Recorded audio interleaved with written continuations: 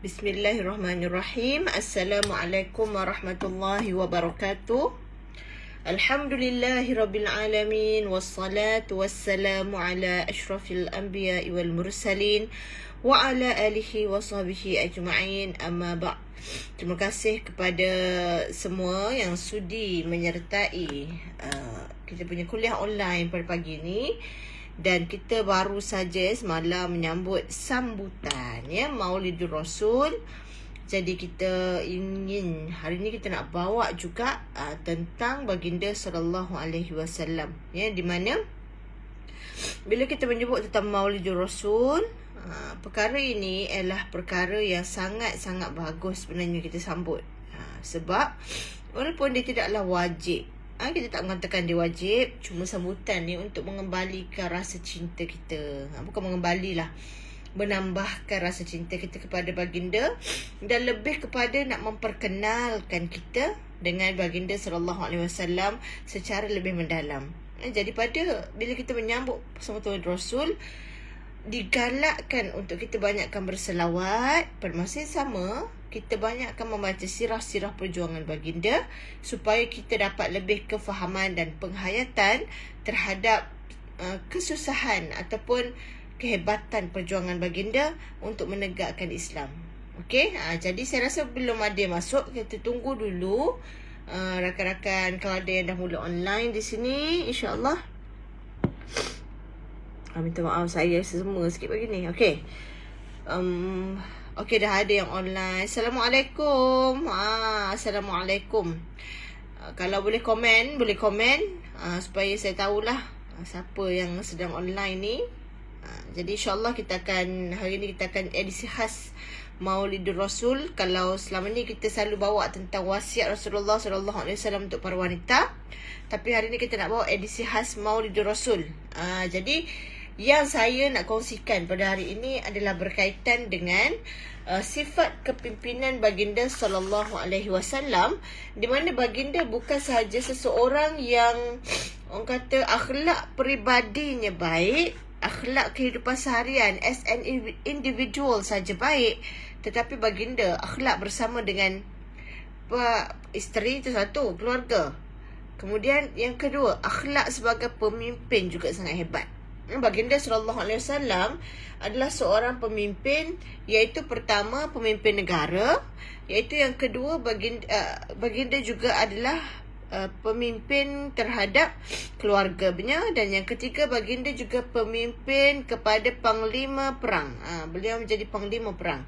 Jadi kita nak tengok hari ni satu kisah yang khusus berkaitan dengan sifat baginda, iaitu baginda mempunyai sifat kepimpinan yang cukup hebat.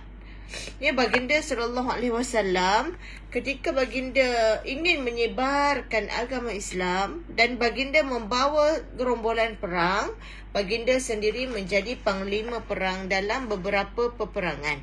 Okey, so kita tengok pertama, baginda merupakan seorang pemimpin yang menerapkan sifat itqan, iaitu bersungguh-sungguh.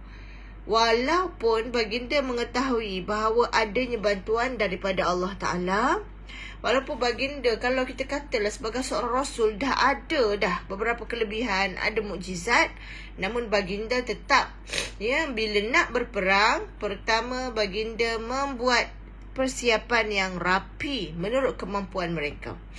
Jadi hari ni kita nak tengok apakah 3 sifat baginda yang dibangkitkan dalam siri-siri jihad yang telah baginda bawa. Pertama, baginda akan buat persiapan yang rapi. Kalau kita lihat dalam perang Khandaq ataupun perang Ahzab, bagaimana sampai tahap mereka nak bina pertahanan sampai mereka menggali parit dalam keadaan bulan yang sedang cuaca yang sangat panas. Jadi baginda mementingkan persiapan, walaupun baginda adalah seorang Rasul yang mana memanglah kekasih Allah, memang mendapat nusrah daripada Allah, tetapi adatnya nak bersiap mesti ada persiapan, nak berperang mesti ada persiapan, nak berperang mesti ada senjata. Baginda mempersiapkan semua itu untuk menghadapi peperangan bersama dengan para sahabat. Yang kedua, baginda adalah seorang pemimpin yang mendengar pendapat orang lain. Menjadi pemimpin bermaksud memegang status sebagai pembuat keputusan ataupun pemutus keputusan.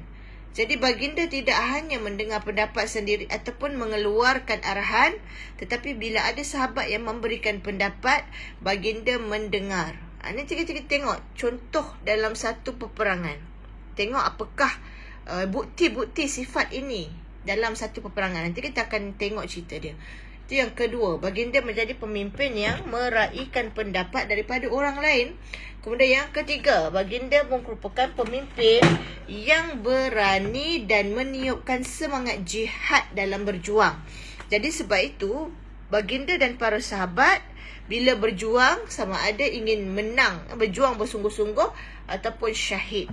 Jadi sebab itu, pernah seorang panglima tentera Islam, saya sepau sikit. Pernah seorang panglima tentera Islam yang bernama Rubai bin Amir, ketika beliau ingin berlawan dengan tentera Rom yang diketuai oleh Rustam. Bila mana Rustam tahu umat Islam ni, tentera Islam nak berperang dengan beliau, beliau terus goyang. Goyang tu maksud dia rasa berdebar lah, takut lah kan, sebab tentera Islam ni memang hebat. Maka Rustam apa dia buat? Dia cuba nak berunding supaya mereka ni tak jadi berperang. Padahal mereka perlu diperangi untuk melawan kezaliman yang sedang mereka lakukan. Jadi apa dia buat? Dia ambil harta-harta, masuk dalam sebuah bilik. Kat situ ada duit, dekat situ ada perak, ada emas, ada permata. Dia masukkan dalam satu bilik yang penuh dengan hadiah. Kemudian diajak wakil daripada tentera Islam yang bernama Rubai bin Amir untuk masuk ke bilik tersebut, dan dia kata, kita ni tak payah perang lah, tak payahlah teruskan hasrat untuk menentang kezaliman mereka lah maksudnya. Kalau kita tak berperang, nanti saya bagi semua harta dalam bilik ni. Bayangkan wakil tu goyang tak goyang hati dia. Kalau aku perintahkan supaya tak perang ni, dapat semua harta ni. Dia bawa tu bukan bagi tahu dengan mulut, siap ada lah harta-harta kat kiri kanan.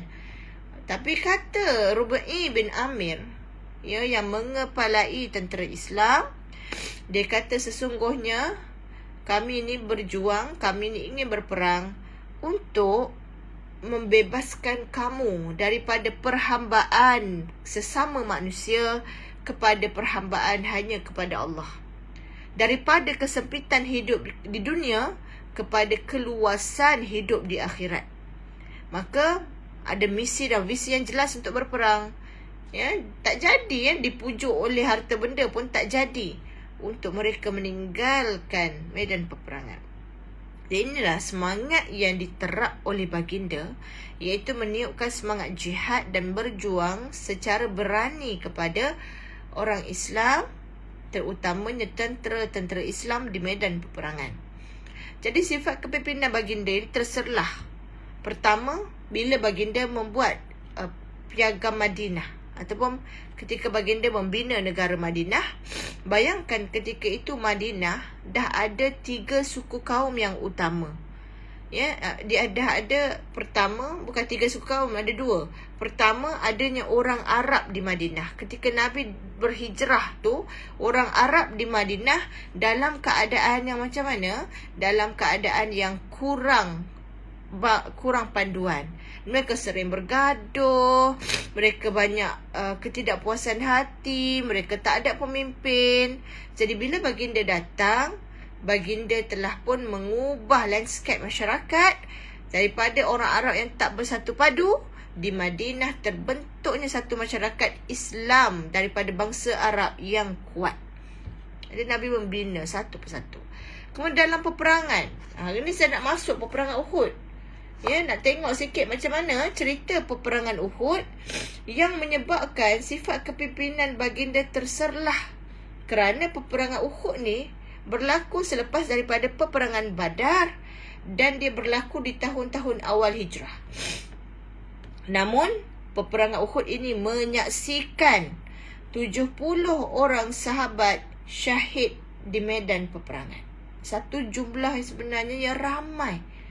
Bahkan tidak cukup dengan itu, ya, umat Islam juga, tentera Islam juga menghadapi banyak kecederaan, termasuklah Rasulullah sallallahu alaihi wasallam sendiri. Mari kita tengok pagi ni bagaimana kisah peperangan Uhud secara yang lebih agak saya nak perincikan sikit untuk kita melihat bahawa Nabi is a very great leader, seorang ketua yang cukup hebat, bukan saja mengetuai keluarga tapi mengetuai masyarakat, termasuklah menjadi panglima di medan peperangan. Okey, perang Uhud ni dia berlaku rentetan daripada peperangan Badar.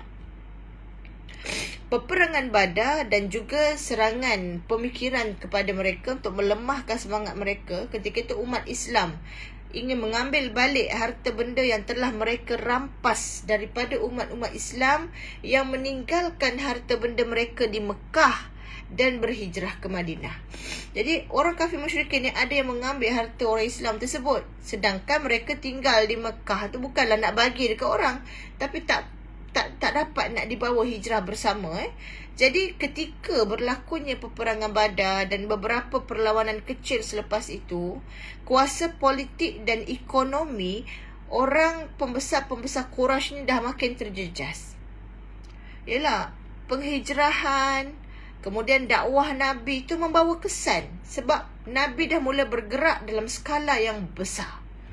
Maka kuasa politik, kuasa ekonomi orang kafir musyrikin di Mekah terjejas juga dengan keadaan hijrah Nabi ni. Maka pada waktu itu pembesar-pembesar Quraisy berbincang, apa yang kita nak buat ni? Ya, tak puas hati ni, dah lah kalah dalam perang Badar. Ya, kuasa kita pula semakin terhakis. Maka mereka membuat keputusan ingin pergi ke Madinah dan berperang lagi sekali. Nak gempak ni, orang Kedah kata nak gempak, nak gempur. Jadi mereka kumpulkan 3,000 tentera, kemudian 2,000 baju besi dan 200 kuda perang. Lengkap ni bersenjata, lengkap dengan pakaiannya, lengkap dengan kuda perang. 200 kuda perang adalah jumlah yang banyak, ya. Jadi mereka dah mempersiapkan bala tentera ni. Kemudian pada waktu tersebut diketuai oleh Abu Sufyan, ya. Jadi bila dah bersiap, berita tentang kedatangan orang-orang Mekah nak berperang ni sampai kepada Nabi. Sebab Nabi pun ada perisik juga. Ya, Nabi pun ada pasang perisik. Maka pada waktu itu, utusan yang nak bagi tahu kepada baginda itu diceritakan dia berjalan, menaiki kenderaan, dia berkuda selama 3 hari sejauh 500 km ingin berjumpa dengan Nabi di Madinah dan menyampaikan berita itu kepada baginda. Zaman sekarang zaman tu mana ada telegram ke, mana ada WhatsApp ke. Jadi nak bagi tahu maklumat tu memang melalui jalan darat, ya. Jadi pada waktu jalan darat dan memang melalui fizikal kena pergi kepada Nabi. Jadi bila sampai saja berita kepada baginda, wah, rupanya orang kafir musyrikin ni sedang merancang dan telah pun bersedia untuk melawan mereka, datang nak lawan mereka di Madinah. Maka pada waktu itu baginda pun bila dapat saja berita tentang kemarahan orang kafir musyrikin, baginda tak bagi mereka bagi tahu orang lain. Baginda suruh rahsiakan dulu berita itu. Tapi baginda membuat persiapan secara senyap-senyap, iaitulah pertama baginda buat mesyuarat dengan para sahabat, itu tentang bagaimana nak menghadapi peperangan ini. Sebab dijangka tentera kafir berapa ribu? 3,000 orang. Akan berlaku satu pertempuran yang agak besar. Maka bila baginda buat mesyuarat, dalam keadaan baginda bersiap tu, baginda mendapat satu mimpi, ya. Daripada perang Uhud ni, baginda dapat satu mimpi, iaitu pertama, dalam mimpi tersebut baginda kata, aku melihat seekor lembu disembelih. Kemudian aku melihat hujung pedangku retak. Dan yang ketiga, aku memasukkan tangan aku ni ke dalam baju besi yang kukuh. Pertama, Nabi takwilkan mimpi baginda kepada pertama, aku melihat lembu yang disembelih itu ialah dalam peperangan yang bakal berlangsung ini akan ada orang yang syahid. Yang kedua, aku melihat hujung pedangku retak. Bermaksud akan ada dalam kalangan yang syahid itu ahli keluarga baginda sallallahu alaihi wasallam. Baginda mendapat petunjuk. Dan yang ketiga, aku memasukkan tanganku ke dalam baju besi yang kukuh, membawa maksud bahawa lebih takwilkan mimpi itu kepada nanti kota Madinah ini akan dapat dipertahankan. Itu something good lah, ya, baguslah. Tapi bila baginda mendapat petunjuk begitu, tidaklah baginda orang kata menghentikan persiapan ke, tak adalah terus rasa relax, tidak. Kerana mesti mengikut sunnatullahnya untuk mendapatkan hasil, pasti kena ada usaha. Jadi baginda tetap berusaha. Ia mempersiapkan persiapan kekuatan untuk menghadapi tentera-tentera daripada Mekah. Tapi disebabkan baginda mendapat petunjuk bahawa kota Madinah ini akan dapat dipertahankan, maka baginda membuat keputusan mengarahkan mereka agar bertahan daripada dalam kota saja. Maksudnya, kita tak payah keluar pergi berperang dengan musuh. Instead, kita tunggu saja dalam kota dan kita lawan daripada dalam kota. Kita pastikan mereka tak dapat menakluki Madinah daripada dalam Madinah sendiri. Dan kaum wanita pula, mereka juga boleh tolong dengan cara melontar daripada rumah mereka kalau berlaku serangan. Okey. Jadi bila baginda buat keputusan macam tu, yang pada saat itu sampai ke tahap mereka bersiap siaga dalam Madinah tu, sampai tahap nak pergi solat berjemaah pun mereka bawa senjata. Ialah bimbang ada serangan hendak daripada musuh. Dan baginda mengarahkan agar jalan-jalan diperketatkan pengawasan. Pintu-pintu masuk semuanya disaring, diperketatkan kawalan. Jadi itu langkah pertama mereka bila tahu bahawa ada tentera-tentera kafir musyrikin sedang mara menuju ke Madinah. Namun ada juga dalam kalangan sahabat, termasuklah Saidina Hamzah radhiyallahu an, meminta Nabi agar fikirkan kembali. Mereka meminta, kenapa tidak kita keluar berperang betul-betul dengan kafir musyrikin ni. Terutamanya daripada sahabat-sahabat yang tak berkesempatan untuk sertai perang Badar sebelumnya, mereka sangat bersemangat untuk berjihad lagi. Termasuklah Sayyidina Hamzah yang telah pun bersungguh-sungguh berjihad dalam perang Badar sendiri. Jadi pada waktu itu baginda sallallahu alaihi wasallam menerimalah cadangan sahabat, melihatkan semangat para sahabat, melihat kesungguhan sahabat untuk berjihad, maka baginda ubah keputusan. Baginda kata mereka akan keluar untuk pergi berjumpa di tengah-tengah jalan tu, akan berperang dengan kaum kafir musyrikin. Jadi daripada nak bertahan daripada dalam Madinah, baginda tukar keputusan. Mereka ni akan keluar daripada Madinah dan berperang di satu tempat dengan tentera kafir musyrikin yang sekarang ini sedang mara menuju Madinah. Sudah, panji dah berkibar dah tu. Semboyan telah berbunyi.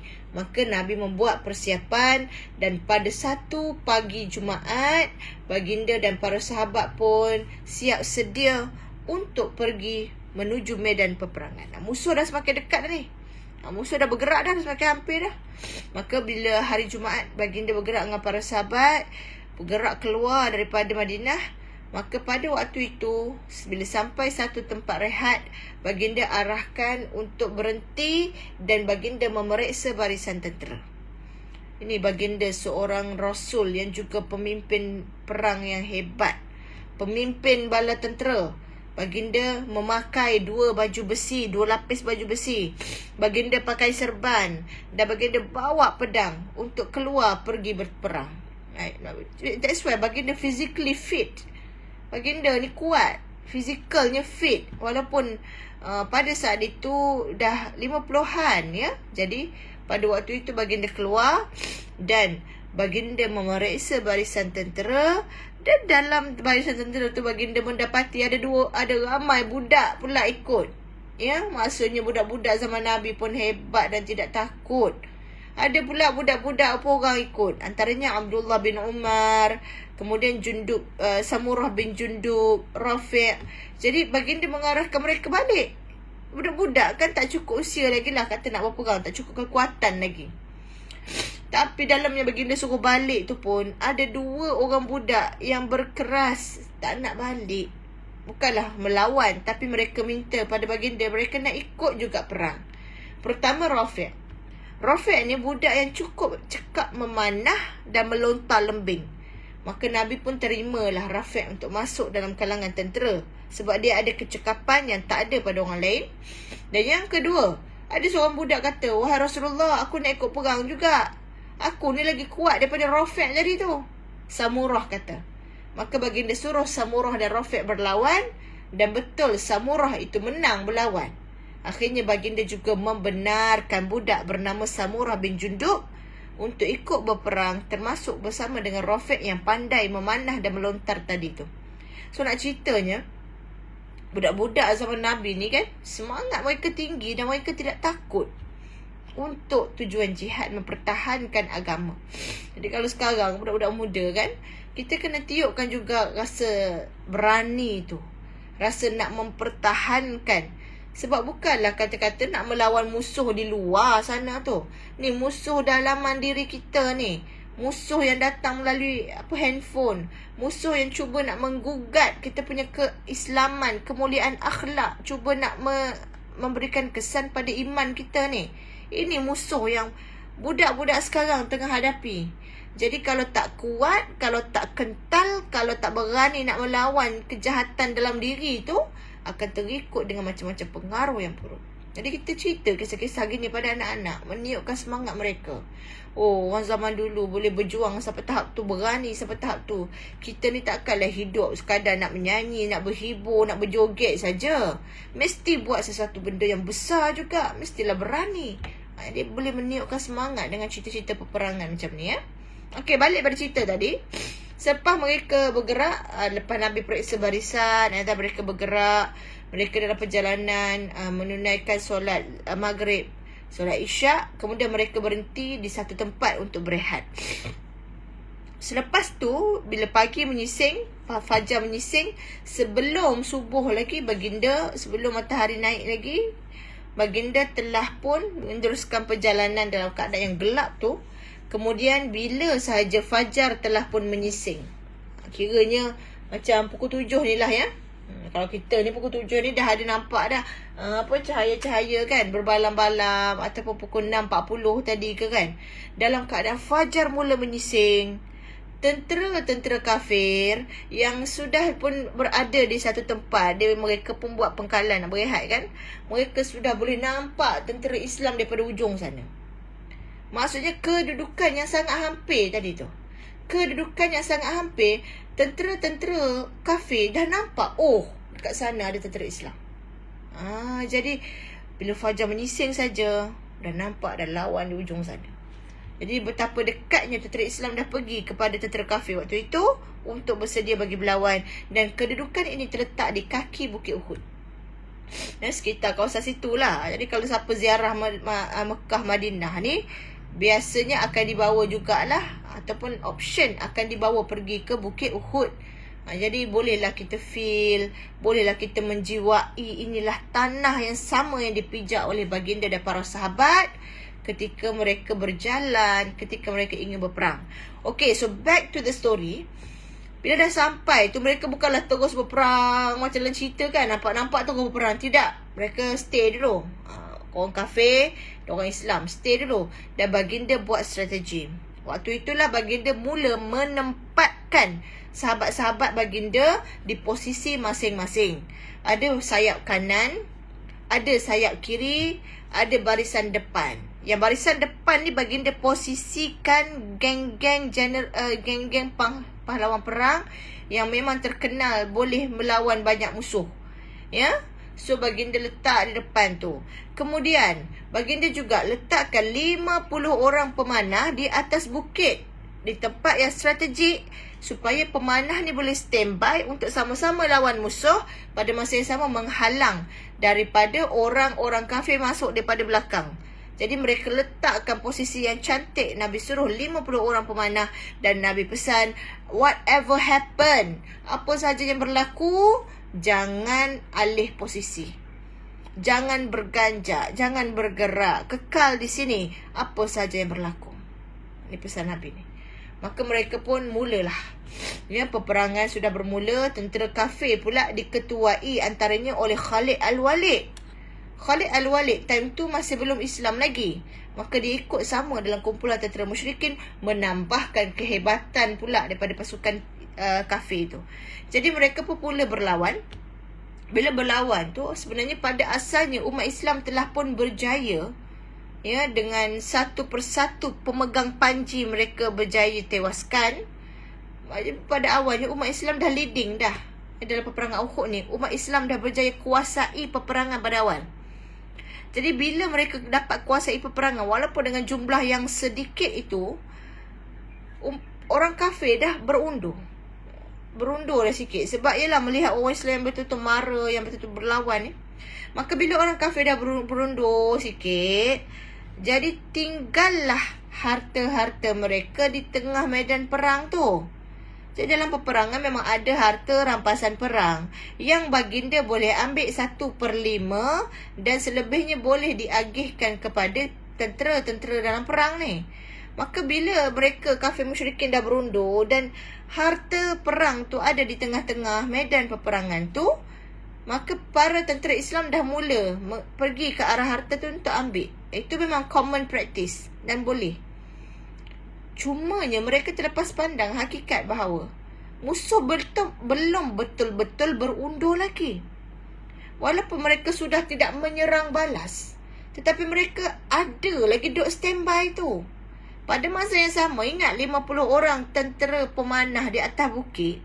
Bila mereka melihat bahawa adanya dah tentera Islam yang dah mula mengambil harta, mereka pun jadi, kita kena dapatkan juga harta tu. Namun ketua mereka kata, ingat tak pesan Nabi? Baginda suruh kita duduk di sini walaupun yang berlaku, jangan bergerak lagi kecuali bila diarahkan. Nak mundik kerana yalah melihat rasa macam keadaan dah okey. Kemudian nampak pula tentera-tentera lain dah mula pergi ke arah harta tu. Maka 40 orang daripada 50 orang pemanah di atas bukit turun daripada bukit untuk turut sama, ya, ke arah tentera-tentera lain yang sedang mengambil bahagian harta rampasan masing-masing. Maka atas bukit tinggal 10 orang saja. Pada waktu inilah satu kumpulan tentera musyrikin yang diketuai oleh Khalid Al-Walid serang hendak. Orang yang ada di atas bukit tinggal 10 orang saja tu. Mereka berjaya menyerang hendak. Kekuatan pun dah kurang, tinggal 10 je. Berjaya ditumpaskan 10 orang yang berada di atas bukit. Semua yang syahid, termasuklah ketua mereka. Daripada situ, bila mereka dapat menguasai bahagian atas bukit tu, mereka dapat tempat yang strategik. Sebab mereka boleh menyerang yang berada di bahagian lebih bawah ni. Maka waktu itulah baginda menyedari bahawa tentera musyrikin dah datang balik dan 40 orang dah turun daripada atas. Dah tak ada pertahanan yang di pihak pemanah lagi dah. Baginda menyeru sahabat-sahabat yang sudah pun ingat mereka sudah menang tu. Mereka seru. Nabi seru supaya mereka masuk balik dalam peperangan. Nabi seru mereka teruskan perjuangan. Dan bila baginda menyeru mereka, orang kafir dapat kenal pasti, di sana Rasulullah. Muhammad ada di sana. Dan ketika itu Nabi tidak berada bersama dengan bala tentera baginda yang ramai tu. Baginda berada di tempat yang berlainan, di satu kawasan sama, kawasan sama tapi posisi yang berlainan sikit. Kedudukan baginda itu sangat-sangat dekat dengan musuh untuk mereka menyerang baginda. Ketika itu hanya ada 7 orang sahabat saja di keliling baginda untuk melindungi baginda. Dan bila musuh ni, kita katalah pada atas pun ada serang, daripada bawah pun ada yang serang dengan pedang, mereka mengalami pertempuran yang cukup dahsyat. Sebab orang kafir ni memang dah aim nak bunuh Nabi Muhammad. Jadi dalam ketika itu 7 orang yang mengelilingi Nabi, nak lindungi Nabi, ni genting ni, pada atas pun ada serangan anak panah, ada tombak. lembing dibaling. Daripada bawah ada yang cuba dekat dengan bawa pedang. Daripada 7 orang yang cuba untuk melindungi Nabi, satu persatu jatuh syahid. Tinggal lagi 2 orang. 2 orang ni, seorang Talhah, seorang lagi saya tak ingat dah siapa. Tapi tinggal 2 orang saja. Bila baginda SAW, Sa'ad bin Abi Waqqas. Jadi Sa'ad bin Abi Waqqas pandai memanah. Dan ada seorang lagi Talhah. Talhah ni dikatakan menyamai kekuatan dan kecekapan 11 orang lelaki. Jadi Talhah ni hebat. Maka dengan 2 orang menjaga Nabi, mereka lawan. Sampailah baginda sendiri pun turut melawan seorang musuh yang menikam seorang tentera kafir yang cuba untuk menetak baginda dengan pedang. Jadi bila dah sengit ni, alhamdulillah pada waktu itu berjaya beberapa orang tentera lain datang kepada baginda untuk melindungi baginda. Dan akhirnya baginda berjaya masuk balik kepada gerombolan tentera, bergabung balik bersama dengan bala tentera perang. Jadi cuma kecederaan baginda cukup teruk, iaitu gigi baginda patah, pipi baginda luka koyak, kemudian kepala baginda berdarah. Subhanallah. Sebab musuh memang aim untuk, kita kata, untuk membunuh baginda. Mereka memang mencari di mana Muhammad untuk mereka serang bertubi-tubi. Maka peperangan ini cukup membawa banyak pengajaran, banyak kerosakan juga sebenarnya. Dan bila mereka dah bergabung dengan tentera muslimin, mereka teruskan berlawan dan akhirnya dapatlah menyekat kemarahan tentera-tentera musyrikin semula. Jadi hebatlah. Walaupun dah tinggal sikit, dah ramai juga yang syahid, mereka berjaya menyekat kemarahan tentera musyrikin. Dan pada waktu itu baginda naik atas bukit bersama dengan 30 orang sahabat lain untuk merangka strategi yang baru. Tapi waktu itu orang kafir nak kejar, tapi berjaya dipintas oleh Umar Al-Khattab, sehingga menyebabkan mereka terlepas daripada mendapatkan baginda SAW dalam perang tersebut. Maka selepas pada itu mereka rasa macam dah tak terlawan dah. Akhirnya lagi sekali kaum kafir musyrikin merundur dan tidak meneruskan peperangan. Mereka pun dah tak ada rasa, orang kata rasa macam dah tak mampu untuk melawan tentera Islam yang sudah mara, walaupun tentera Islam waktu itu tinggal 700 sahaja. Sebab ada 300 mangkuk ayun dalam kalangan orang kafir, orang munafik lari daripada perang. Tentera dah 1000 je. Awal-awal perang tadi tu 300 orang munafik yang berjaya, 300 orang tentera yang berjaya dipengaruhi oleh munafik Abdullah bin Ubay ni. Saya kata mangkuk ayun ni, Abdullah bin Ubay ni munafik. Dia siap pengaruh lagi 300 tentera untuk berundur daripada medan perang. Sebab rasa takut, sebab rasa macam pointless nak perang ni kan. Jadi tinggal 700 je. Dah 70 orang syahid. Mereka dalam jumlah yang sangat sedikit berjaya selagi sekali membuatkan orang kafir musyrikin berundur.